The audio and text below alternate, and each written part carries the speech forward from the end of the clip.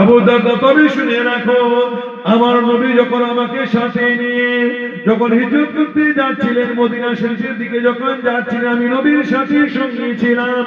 ওই প্রচন্ড রোদ ধরে আমার নবীর জাহেরান জুবানটা শুকিয়ে গিয়েছিল। আমার ফুল পিপাসিত জাহেরান ছিলেন, আমার ফুলের পিপাসা লেগেছিল। আমার ফুল প্রচন্ড রোদের মধ্যে আমার ফুলের শরীর মুবারক দিয়ে দর করে ঘাম ঝরতেছিল। তখন আমি কি করেছি?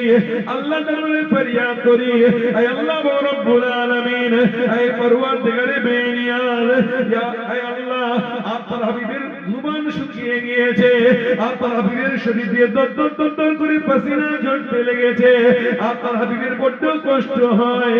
আয় আল্লাহ, যদি একটু ছায়া মতো স্থান পেতাম, একটু যদি ছায়া পেতাম, নবী আরাম করতে।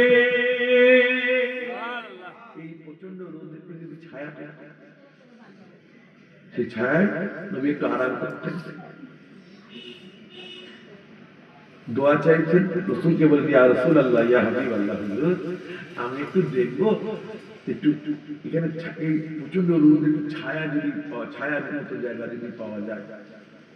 নবী বলেন, বাবা আবু বকর, দেখো একটু দেরি করো। জোরে বলবেন না, দেরি করবে।